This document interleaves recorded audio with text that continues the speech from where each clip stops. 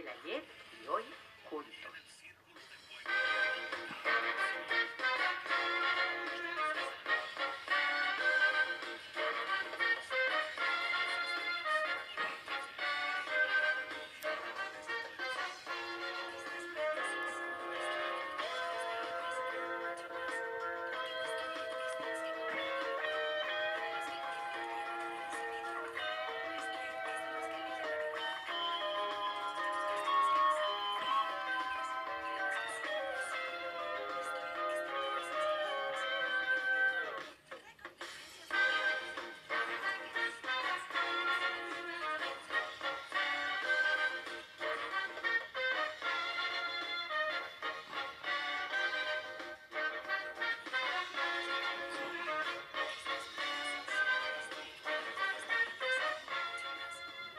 Buenas tardes.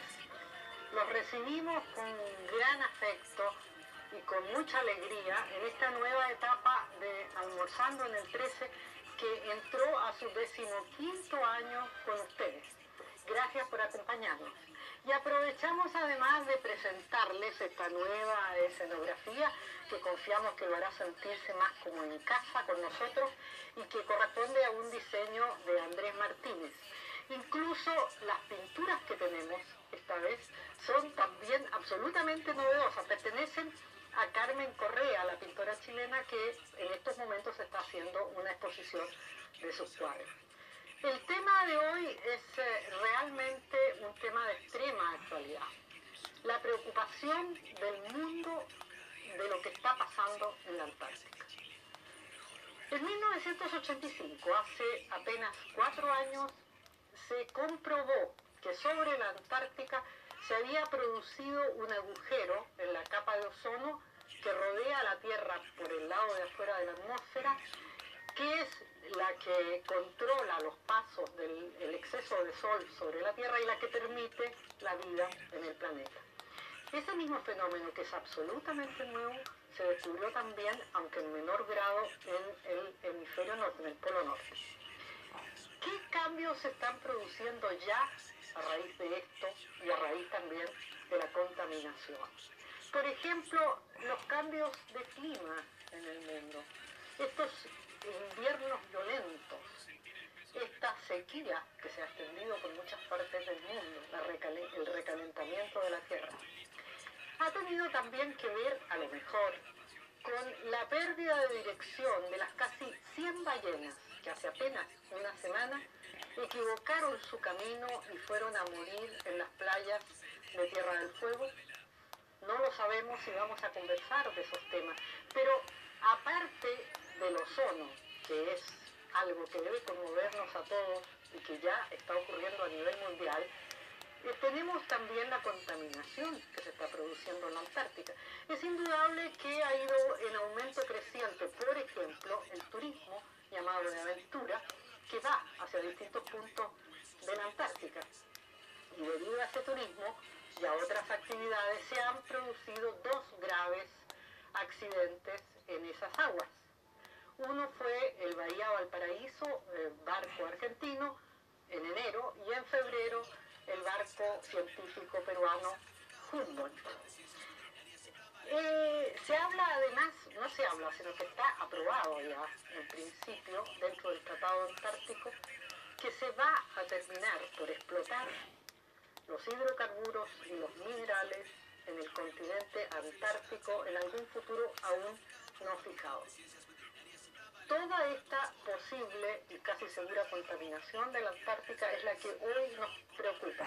Nos preocupa como chilenos porque tenemos nuestro territorio antártico chileno y nos preocupa, por cierto, como ciudadanos de este planeta tan amenazado en estos momentos. Mis invitados de hoy son Pedro Romero, director del Instituto Antártico Chileno, Óscar Pinochet de la Barra, experto en el tema de la Antártica y escritor. Ya les voy a mostrar un libro de él. Y Manuel Baquedano, que es presidente del Instituto de Ecología Política. Creo que lo más grave de lo que está pasando, no sé, es difícil catalogar la gravedad, pero lo más grave de lo que está pasando es el problema del ozono. En la reunión de 123 países en Londres, reciente que acaba de terminar, que se llamaba Salvemos el ozono del mundo, se dejó bien en claro que si el ozono llegara a destruirse totalmente, se acabaría la vida en el planeta. Y ha empezado a destruirse. Ahora bien, conocemos el asesino del ozono, el villano. Es un gas sintético creado por el hombre en 1920 que se llama clorofluorcarbono y que se usa en un montón de cosas prácticas en nuestra civilización. ¿Se ha notado en la Antártica, Pedro, ya alguna influencia de este agujero de ozono bastante pronunciado por la verdad que está ahí? Claro. Precisamente en la Antártica fue donde se inició esto, donde se pudo detectar precisamente que se había producido una... ¿Se ha notado en la Antártica, Pedro, ya alguna influencia de este agujero de ozono bastante pronunciado por la verdad que está ahí? Claro. Precisamente en la Antártica fue donde se inició esto, donde se pudo detectar precisamente que se había producido una menor densidad de la capa de ozono y se empezaron a hacer estudios. Primero, el año antepasado nosotros hicimos un estudio con la NASA de Estados Unidos, en conjunto con investigadores chilenos y de Argentina, y se estaban tomando una serie de muestras y detalles, digamos, para determinar efectivamente si esto era un fenómeno natural o artificial. Y pareciera que los clorofluorocarbonados, este gas, pudiera producir algunas consecuencias, que no se debe a las investigaciones ni a la actividad que se desarrolla en la Antártica, sino que se desarrolla en otras partes del mundo de acuerdo al desarrollo tecnológico que está adquiriendo el mundo y que está afectando a los polos, porque también se ha detectado en el polo norte. Ahora, se nota, Chile lleva ahí cuántos años en la Antártica, permanentemente me refiero. Permanentemente de que se instaló, claro, se instaló la base Pratt el año 47, o sea que llevamos casi 42 años. ¿Se ha notado un cambio en el clima de la Antártica? Yo creo que el cambio en el clima es un cambio global en el mundo. En la Antártica y en otras partes del mundo se ve, en lugares donde debería hacer frío, en una determinada época del año hace calor y donde debe hacer calor hace frío. En la Antártica las condiciones glaciológicas varían, han cambiado muy rápidamente. Entonces yo creo que es un problema del mundo, en general, del globo terráqueo. Incluyendo, digamos... Incluyendo la Antártica, ¿no? Incluyendo la Antártica. Claro. ¿Tú crees, Oscar, que el mundo se va a pasar más allá de la agitación en la cual se encuentra actualmente para prohibir la fabricación de los clorofluorcarbonos? Mira, Marina, es realmente alentador ver a este mundo el cual criticamos siempre o abundantemente por tantas decisiones negativas que va tomando, y que en esta oportunidad se haya unido para una finalidad tan positiva como es, con mucha previsión, evitarle a las generaciones futuras y aún a las actuales que se produzcan fenómenos desagradables, desgraciados para la salud, como este de los rayos ultravioleta, por ejemplo, causando lesiones en la piel y muchas otras enfermedades que no sabemos. Es alentador, esa reunión de Londres me parece magnífica. Ahora, ninguna de estas cosas son muy fáciles en cuanto a los resultados de conseguir, porque son causas que se mueven lentamente contra intereses muy poderosos. Al principio, como insinúas tú, hay un cierto escándalo, llamémoslo así, todo el mundo lee los diarios, dice tienen toda la razón, y cuando llegamos a los cubos, a fabricar aerosoles o refrigeración, o en fin, todos los plásticos y cuánto necesita el clorofluorcarbono, reemplazarlo por otro elemento, ahí vamos a ver cuántos miles de millones necesita el cambio. Y entonces también vamos a apreciar si la humanidad va más allá de las declaraciones y va al hecho efectivo. Pero la primera sensación mía es muy alentadora. En Holanda, además, se realizó otra reunión que tomó también... La primera sensación mía es muy alentadora. En Holanda, además, se realizó otra reunión que tomó también algunas conclusiones a propósito de problemas ambientales, además del ozono, ¿no? No, fundamentalmente fue una reunión también para tratar el problema del ozono, pero organizada esta vez por el gobierno de Noruega, Francia y Holanda. había alguna discrepancia con la Inglaterra no convocatoria fue de invitada. Inglaterra y fueron casi paralelas. Fundamentalmente las conclusiones son la misma en relación a tener que actuar urgente sobre este tema, porque yo creo que hay un problema de urgencia. La diferencia que hay de este tipo de problemas en relación a otros que se han presentado en la evolución de la humanidad es de que este tipo de problemas tienen que ser afrontados de forma muy rápida y muy decidida. Si no, la sobrevivencia del planeta está en peligro. Y eso no había ocurrido antes con los otros problemas, como la sequía. Entonces, yo creo que, por un lado, es alentador que se hagan todo ese tipo de conferencias, pero lo importante es saber con qué grado de urgencia se actúa para tratar este tipo de problemas. Porque, por ejemplo, la convención que se firmó para regular el ozono no impide, con los actuales niveles de reducción de uso de estos gases, no impide que desaparezca el hoyo en la Antártica, que hoy día tiene una dimensión del porte de Estados Unidos, Tan grande. ¿sí? Y de una altura del porte del Monte Everest, ¿sí? Una especie de pera, una cosa así. Por supuesto que ese hoyo, perdón, no es permanente. No es permanente, aparece en el verano, pero esta convención no impide que disminuya. Solamente una decisión mucho más drástica podría impedirlo. Y es por eso entonces de que vamos a ver justamente cuál es el grado de seriedad que se toman con respecto a este tipo de problemas en las políticas que se Se deciden. mencionó ahí en La Haya que debería ser las Naciones Unidas la que tomara la decisión y recibiera el peso como para hacerlo, ¿no? Porque se le puede prohibir, claro, de hecho, a empresas que fabrican ese gas, Sí. hasta que encuentren el sustituto, pero ¿lo harán? Y toma tiempo, yo estoy convencido de, como usted, que es un asunto muy urgente. La salud de la población mundial es urgente y aquí hay muchas incógnitas, no sabemos bien a lo que estamos expuestos. Eso le introduce un elemento nuevo y realmente muy perturbador. Pero Marina tiene bastante razón. ¿En qué forma práctica se va a ir cambiando un elemento por otro? ¿Y cuánto tiempo toma eso?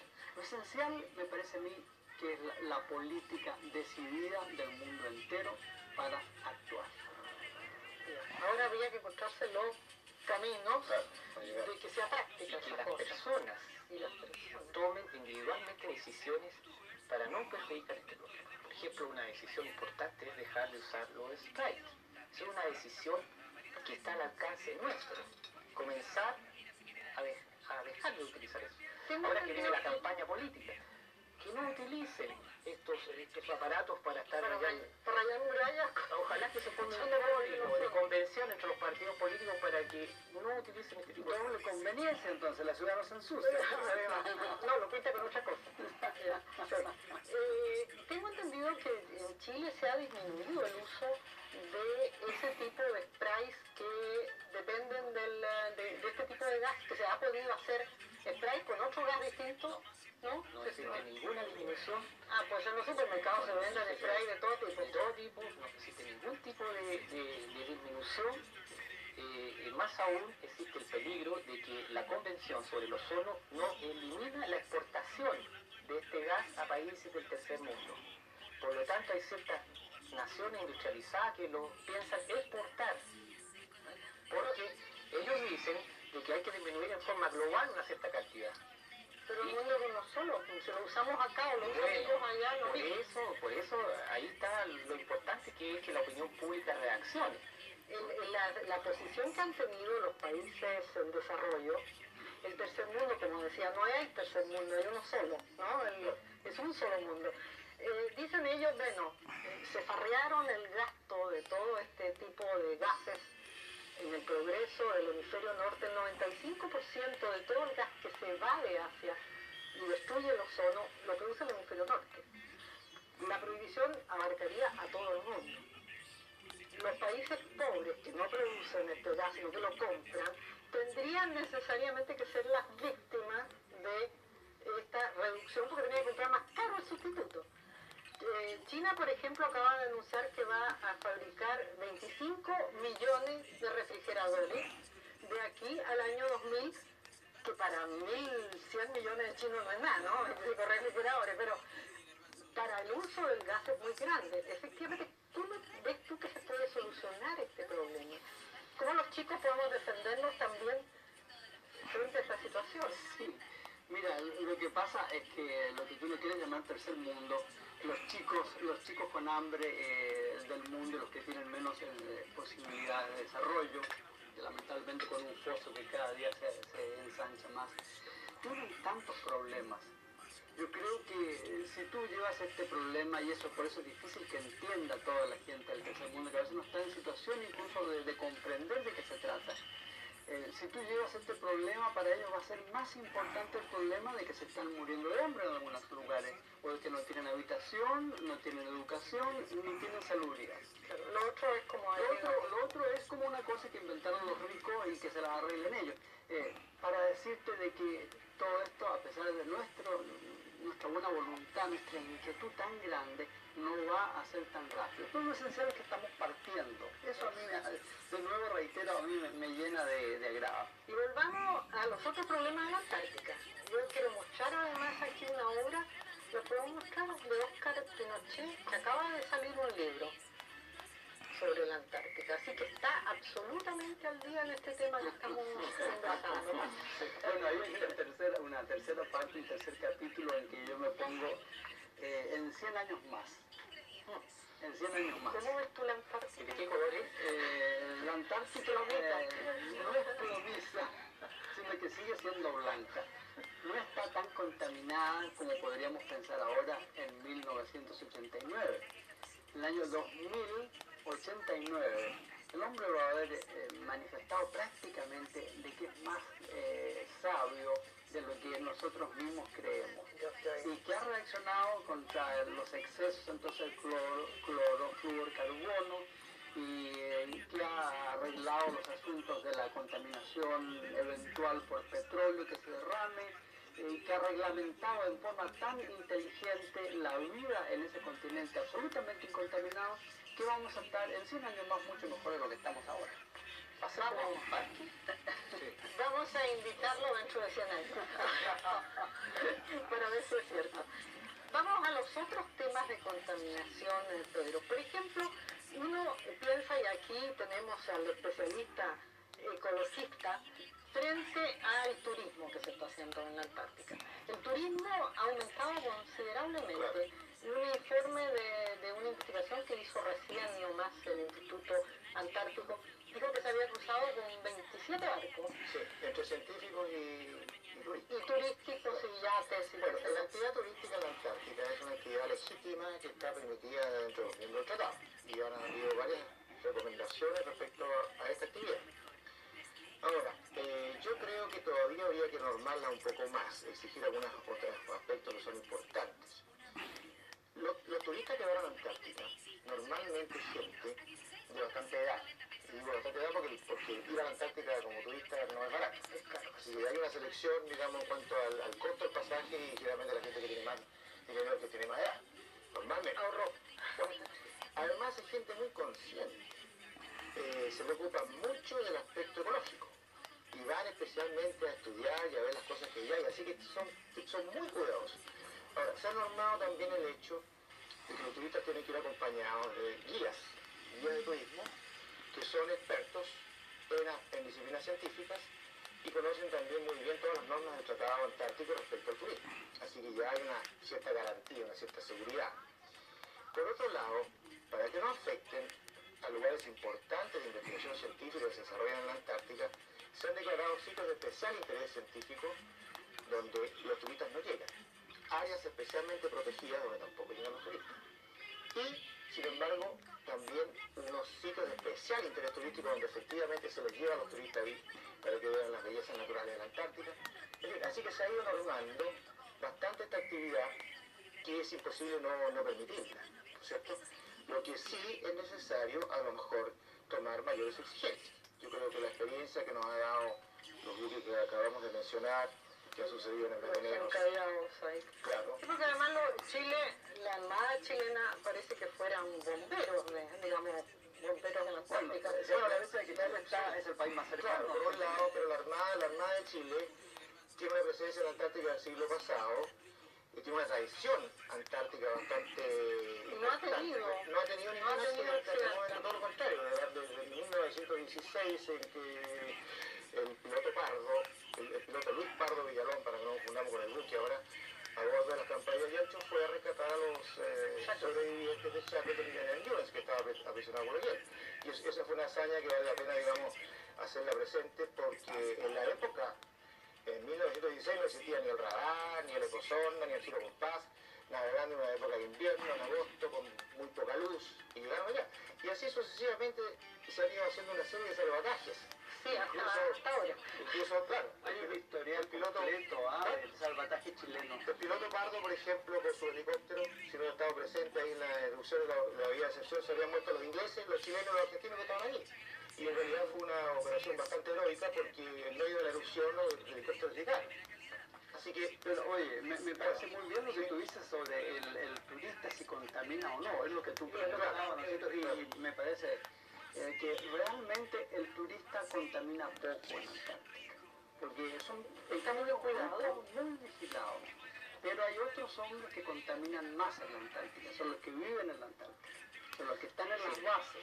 Porque esos hombres, a pesar del cuidado que tienen, piensa tú que hay casi 50 bases en el continente. Yo he visto más de una vez montones, hace años sí, en algunos de los viajes que hice a Antártica, he visto montones de latas de conserva, de muchos desechos, que la nieve en invierno tapa y parece que todo fuera muy limpiecito, pero cuando la nieve se va, en algunas partes, en otras no se va, cuando se va en diciembre, enero, febrero, reaparece la mugre, digámoslo así. Entonces yo creo que el turista contamina poco. pero eso, fíjate, que eso que dices tú, Oscar, se ha ido corrigiendo también, ¿eh? Por ejemplo, te puedo responder de las bases chilenas. Sí. Nosotros permanentemente... ¿Cómo se saca la basura? Yo te voy a explicar, tanto los buques de la Armada como el buque que arrendamos nosotros a la empresa marítima del Estado, permanentemente traemos a nuestro territorio sudamericano, de vuelta al territorio chileno antártico, traemos una serie de desechos que se traen en tambores. Los tambores que van de combustible y que se desocupan se llenan con desechos y se traen así que eso se ha mejorado. Sin embargo, detrás de la base, en las lagunas que hay ahí, existen muchos desechos. Y no solo es el problema de la basura, porque la visión que tienen los miembros del Tratado Antártico es la visión de las personas que están ahí interesadas por decir que se cumple el tratado. Pero desde hace unos 2 años que ya existe una base ecológica en la Antártica que está haciendo las investigaciones sobre qué es lo que está pasando con la contaminación y por cierto ellos tienen una visión distinta. El problema del turismo no hay que verlo en forma aislada. El problema que nosotros decimos es de que allí está ocurriendo un problema de exceso de actividad humana. Es decir, el ecosistema frágil, un ecosistema muy primitivo en el sentido que tiene muy poca variedad de distintas vidas, está sometido a una intensa actividad humana. ¿Por qué? Porque el 98% del continente es hielo y solamente un 2% es donde puede haber vida, donde puede haber en el verano no hay nieve. Que es la península. Que es justo entonces donde yo en esa parte también. Entre el sur y algunos puntitos a la costa, por Pero es ejemplo. justo donde se concentra la actividad humana. Entonces, ¿qué es lo que pasa? El problema es de que comienza a haber una presión, que hoy día puede ser 240, 2700 globalmente, pero resulta que esta presión Por la parte chilena, pero por la parte de Australia y Nueva Zelanda no sabemos qué cantidad de pasa pero partículas hay. lo que están los datos que están aquí. Sí. Pero esta presión comienza a producir precedentes de tal manera de que la contaminación por la presencia humana Por ruido, por último. es importante porque Por ejemplo, el ruido, los aviones que este señor, a mí da pena Sí. saber que estos ancianos que dice el señor Don Pedro, cuando desembarcaron del Bahía Paraíso en la base antártica chilena, fueron con camisetas. Vieron ver unos ancianos en pura camiseta temblando de frío. porque habían salido a lo mejor de calefacción. Habían salido de una...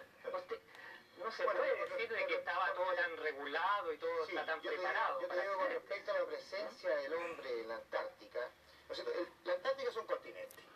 Sí. No es como el Polo Norte, que son hielos. Esta camiseta temblando de frío. Porque Entonces, habían salido a lo mejor de calefacción. habían salido de una... no se Bueno, puede decir de que estaba todo tan regulado y todo Sí, está tan yo te preparado. digo para con hacer. respecto a la presencia del hombre en la Antártica, ¿no es cierto? La Antártica es un continente. Sí. No es como el Polo Norte, que son hielos, es decir, es un mar helado. Es un mar helado. Es un continente. Y un continente Un enorme. continente enorme. Chile tiene soberanía sobre un sector de la Antártica. De tal manera que también, aparte de la importancia científica que tenga la Antártica, para nosotros tiene una importancia geopolítica y geoestratégica, que no la podemos desentender. Es imposible evitar, porque aquí habrían dos alternativas para que nos centremos dentro de un plano de una realidad, ¿no es cierto? Seamos pragmáticos.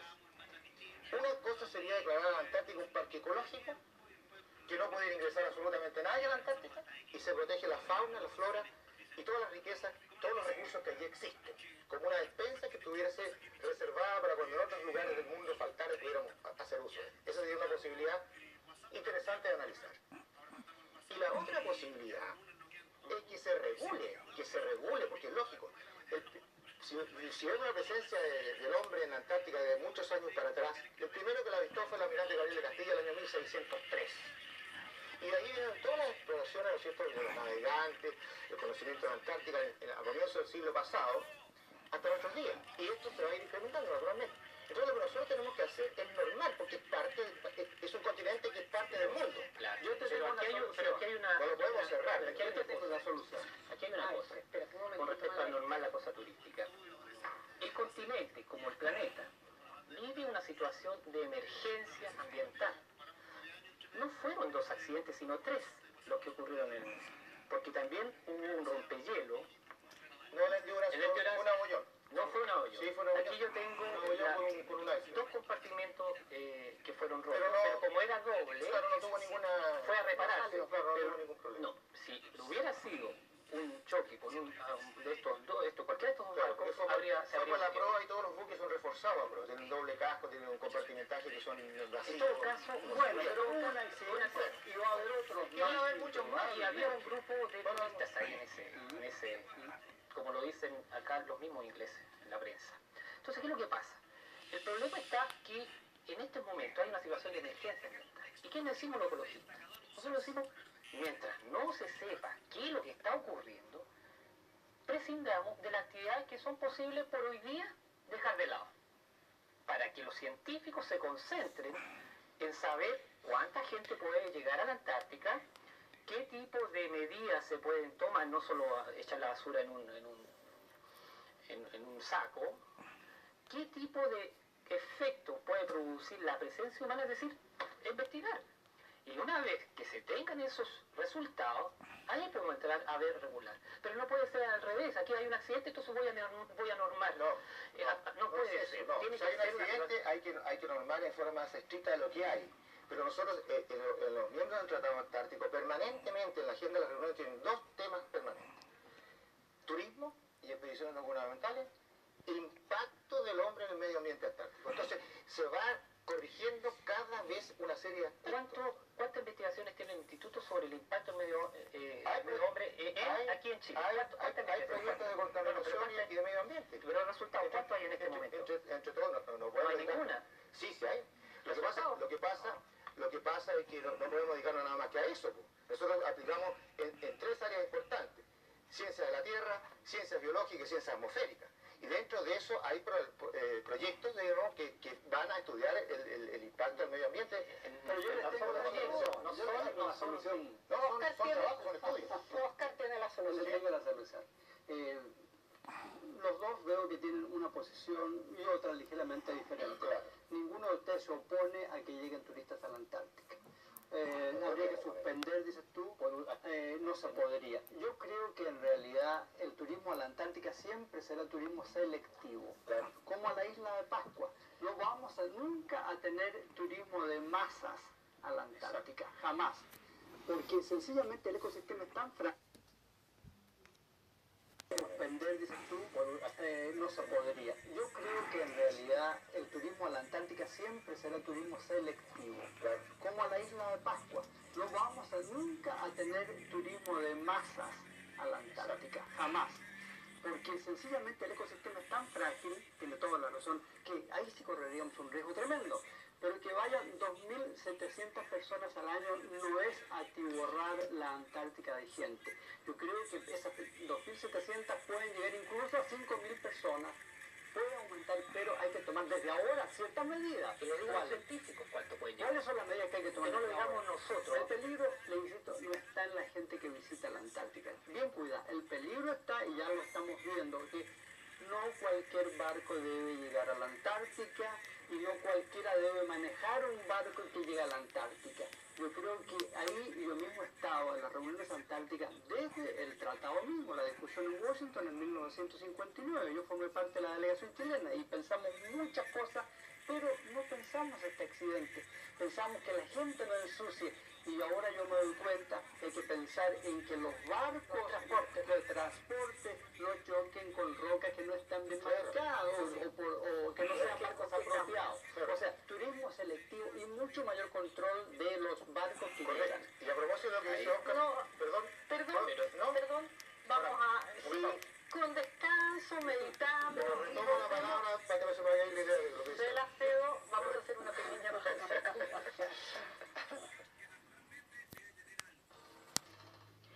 Quiero explicarles que, como en años anteriores, es el Hotel Sheraton el que nos sirve la comida y el cafecito. Están bien ricos.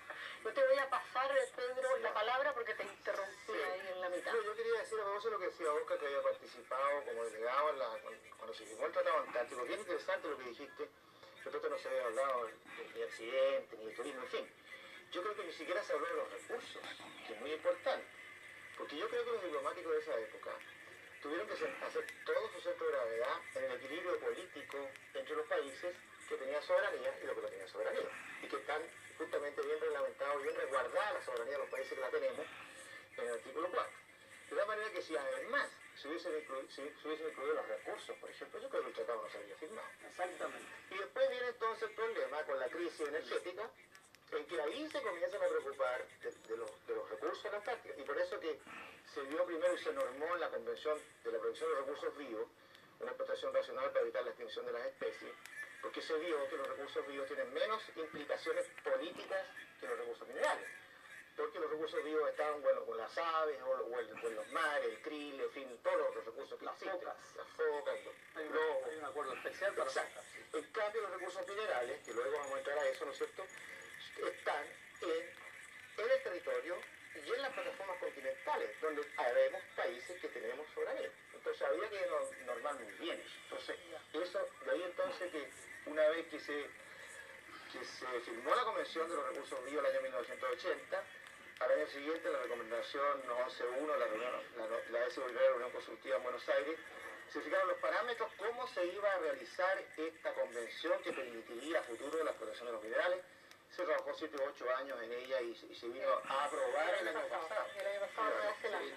¿Tú ibas a decir algo, Manuel? Bueno, para terminar con el asunto pasar a otro tema. del turismo, lo grave que tiene él es que inaugura el uso comercial de la Antártica, es decir, utilizarla como un producto, como me dijeron en Cernatur.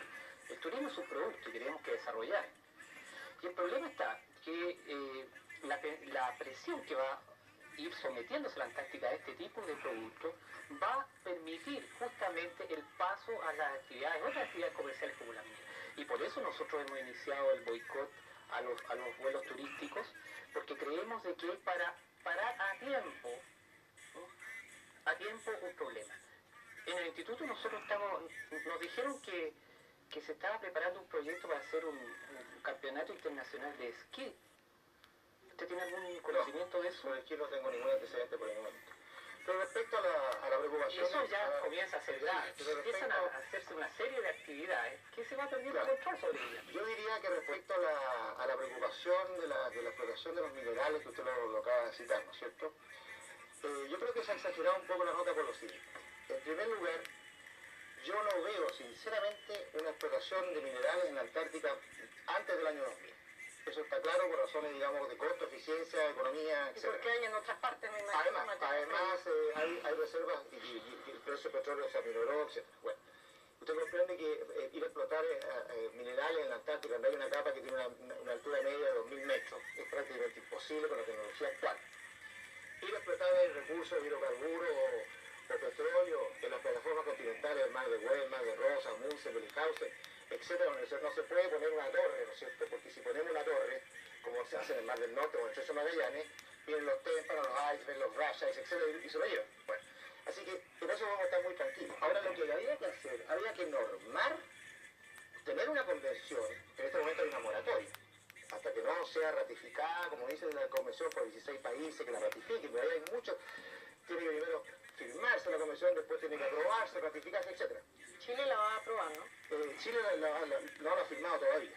No lo ha firmado todavía. Bueno, pero entonces, estamos a punto de actuar eso. No, por eso que le digo yo Por eso quisiera... que es preferible normal. Ahora, esta convención ha tomado mucho resguardo con respecto a la posible explotación de minerales. En primer lugar, hay un consenso, o sea, tiene que haber un consenso, una unanimidad, para que se abra la explotación minera en la Antártica. Si Chile, por razones de sus intereses nacionales, se opone a la explotación, sencillamente no se explota. Así de simple. Así de simple. Tiene que haber una unanimidad, en primer lugar. En segundo lugar, se toman resguardos, pero increíblemente necesarios e importantes para evitar la contaminación del continente, para resguardar la protección del ecosistema antártico y los ecosistemas relacionados o dependientes que a Chile le afectan mucho. Y Chile fue un campeón en el sentido ecologista de poner esos resguardos, porque precisamente la Antártica está digamos, Chile es el país que está más cercano a la Antártica, y la corriente de Humboldt nace en el ecosistema antártico y a nosotros nos perjudicaría cualquier contaminación que hubiera o se desprotegiera el ecosistema antártico, nos respetaría nuestras riquezas pesqueras, la meteorología, etc. Se reconoce, perdón, para terminar esta idea, y se reconoce perfectamente bien los países que tienen soberanía en la Antártica. Nosotros, los países que tenemos soberanía, estamos metidos en todos los comités reguladores. Somos 7, ¿no? Somos 7 exactamente, como países relevantes en el caso de que se explote en nuestro territorio. De manera que es una cosa que en realidad está muy bien estudiada y muy bien hecha para evitar todos los problemas. ¿Sabes cuál es el problema de lo que está pasando en el planeta? Es que le iba a pasar la palabra a Vaya. ¿Cómo termina la idea? No, Y a ver, muy bien. El problema es de que casi todos los accidentes que están ocurriendo no se preveían. Por ejemplo, el accidente de Chernobyl no iba a ocurrir. Todas las cifras indicaban que era imposible que ocurriera en 1 millón de veces, una en 1 millón de oportunidades. Pero ocurre. Y ocurrió. Y el problema que estamos viendo en el planeta es de que cada vez más son las cosas que no están contabilizadas, que no están previstas las que se producen. el mismo caso del ozono. En el mismo caso de nosotros. El grado de desarrollo tecnológico del mundo. ¿Qué es lo que tenemos que hacer? Retroceder para atrás, creo que cuál sería la solución, irnos a otro planeta para Mira, para que que no se hay una contamine. cuestión de buen sentido. Hay una cuestión de buen sentido. No se puede dejar a la Antártica, que es un continente entero, no se le puede dejar al margen de lo que la humanidad quiere hacer con la Antártica. Exacto. Con la reglamentación del caso.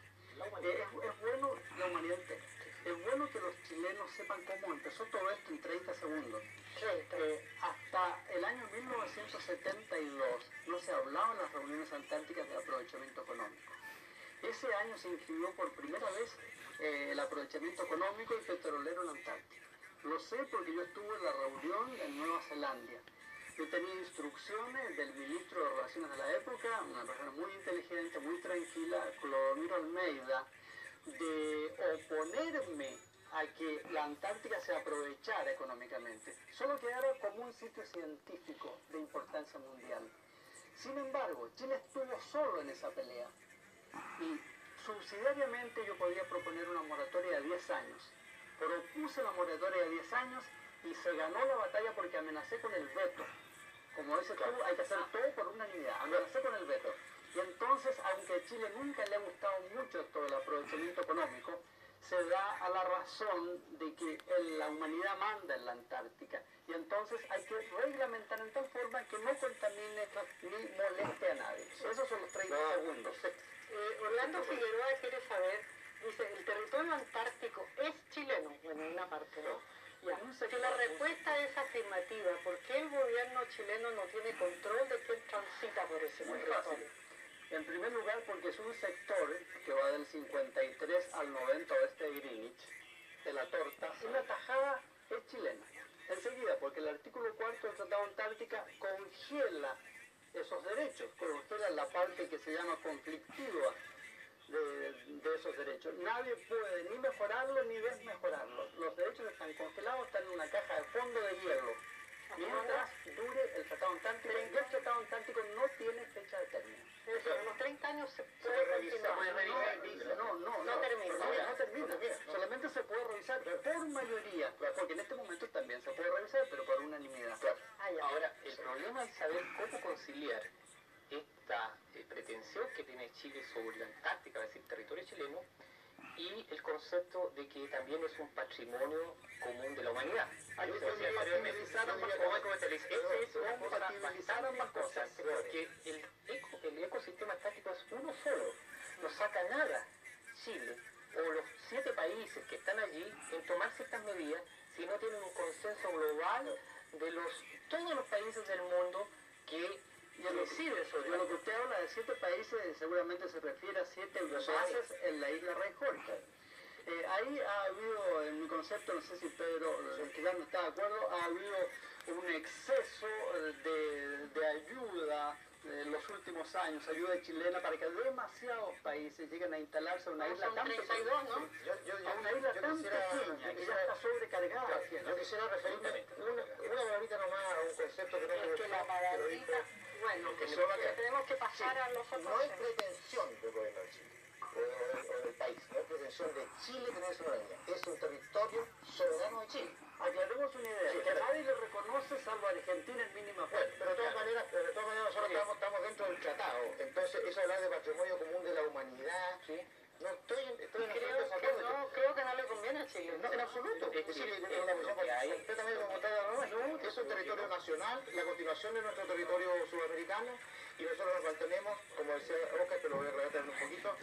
El artículo 4 no congela los derechos, sino que congela, es decir, protege y resguarda nuestros derechos y congela la contenciosa, la controversia, la disputa que había. Entonces, eso tiene ya muy claro el problema, no desorientamos la opinión pública con eso. Siguen llegando las preguntas. A ver, hay un caso que yo pregunto, usted manda.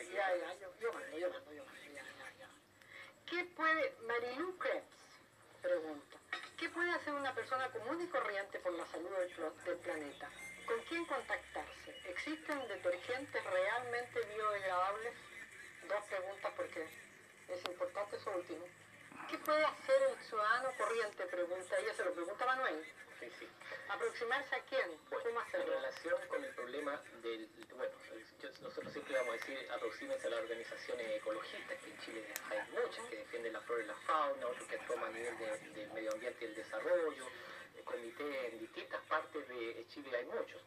Pero lo importante con respecto al cambio de la actitud individual pasa por la conciencia que hace la persona en ver qué consume y cómo puede actuar sobre ello. Yo le explico. Con respecto a los sprays, los sprays, todos usan para las peluquerías spray. Bueno, dejar de utilizarlo.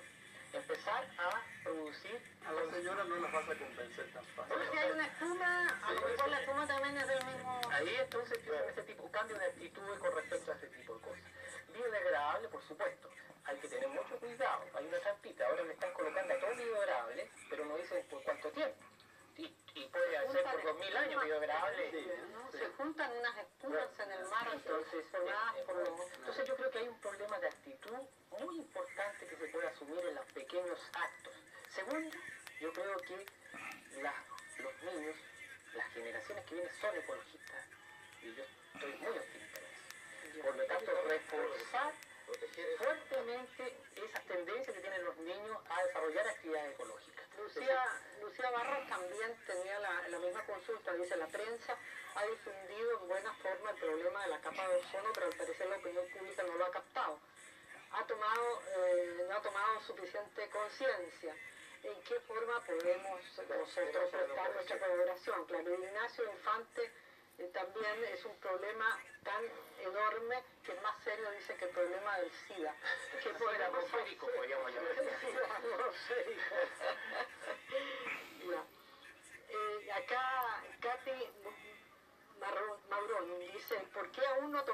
absoluta conciencia de la gravedad que presenta el problema. Es que recién Se está tomando conciencia, yo creo, ¿ah? Sí.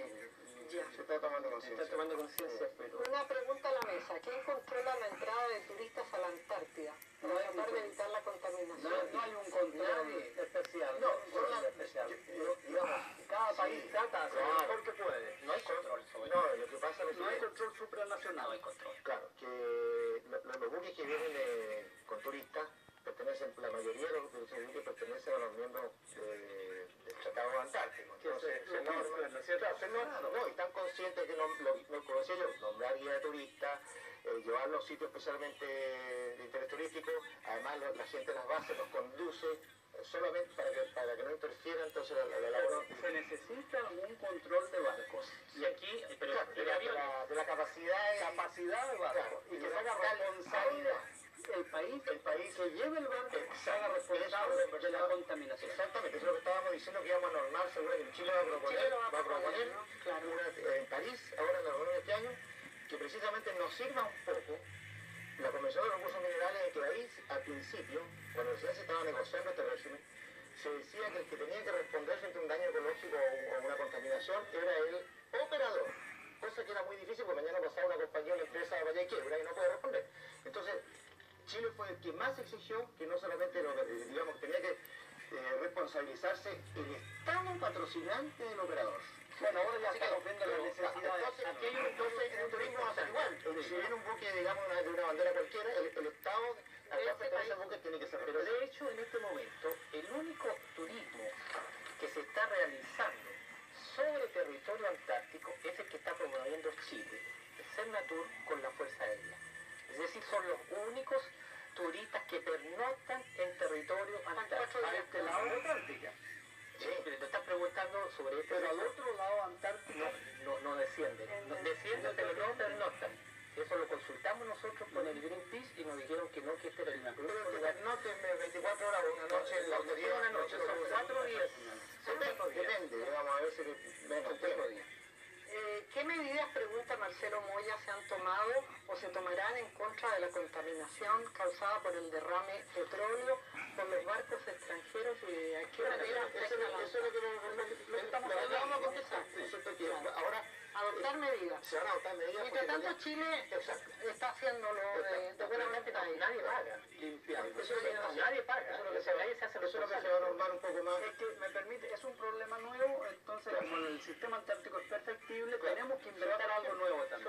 Se va perfeccionando. Adriana Fouché dice, si al tomar todas las medidas necesarias se puede recuperar la capa de ozono. ¿Es recuperable? Es recuperable si hoy día, si las medidas que son anunciadas por Margaret Thatcher, por distintas conferencias se toman, efectivamente en 100 años más podría ser recuperada la capa de ozono. Si nosotros paráramos ahora, en 100 años más. El clorofluor. 100 años más. Si no es necesario parar ahora, si las medidas que se implementan de reducción progresiva, si paráramos ahora, recién podríamos recuperar la existencia de este hoyo en la Antártica a fines del siglo. Es decir, ese es el problema. O sea, si no hacemos nada, crece. No, se termina, yo creo que se termina el planeta en poco tiempo más.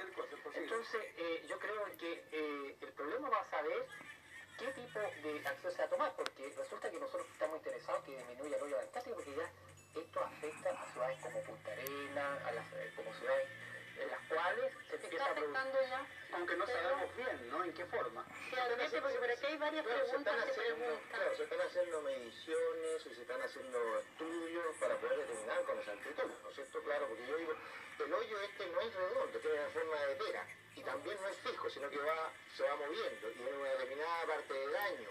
Entonces a veces nos pesca a nosotros un poco más al norte, hasta Chiloé puede llegar. Ahora, ¿por qué se producen los polos? Los polos se producen porque resulta que hay una combinación de dos cosas. Uno, cómo gira la Tierra, ¿no es cierto? La Tierra gira mucho más alta velocidad en el Ecuador que en los polos. Más lento, ¿no? Claro, es más lento en los polos. El polo sur geográfico tiene una altura de 2.850 metros. Sí, es una montaña. Entonces, claro, entonces cuando la Tierra gira y estos clorofluorocarbonos que están estables en la atmósfera y empiezan a afectar al ozono, ¿no es cierto?, se desplazan hacia los polos. Por parece que también en el polo ártico también se está, el polo norte también, perdón, se está encontrando. Juan Pablo Bravo justamente estaba haciendo esa pregunta, ¿por qué los hoyos de ozono en los polos? Claro.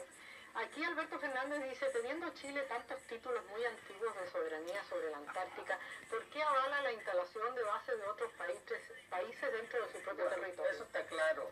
Tenemos un tratado antártico, entonces el tratado antártico protege nuestros derechos y no tenemos que preocuparnos. Claro, pero no tenemos ninguna capacidad de impedir que se coloquen bases. O sea, que si yo mañana voy y me instalo con una base en la Antártica, me tienen que aceptar. ¿Está bien? Sí, tienen que aceptar. O sea, que no es un problema banal, no tiene capacidad de impedirlo. Pero hay una... No podría impedirlo, ni quiere impedirlo. Claro, Quiere impedirlo. pero se hacen recomendaciones. Por ejemplo, en la reunión consultiva que hubo en Bruselas en el año 85 se salió una recomendación que fue la 13.8 en que no se sigan instalando en la isla Rey Jorge, porque resulta que se empobrece la ciencia, porque todos investigan lo mismo. Hay problemas de contaminación, hay problemas de convivencia, etc.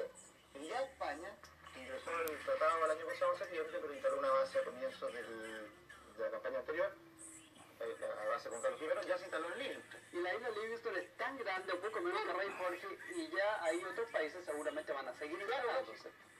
Vamos a terminar aquí la conversación, aunque quedaba mucho más de qué hablar. Dejamos las ballenas sin saber muy bien qué les había pasado.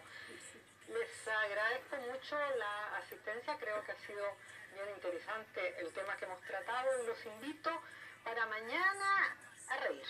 1989, conservemos el humor. En esta mesa, Julio Martínez y los invitados Cristian García Huidobro, Óscar Olavarría y Gilberto Guzmán y sus imitaciones de personajes conocidos. Hasta mañana.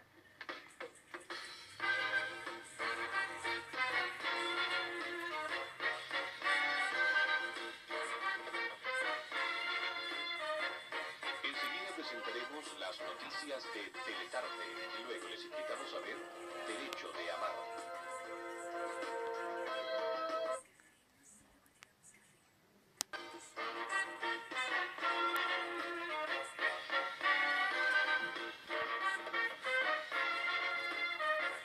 Enseguida presentaremos las noticias de Teletarde y luego les invitamos a ver Derecho de Amar.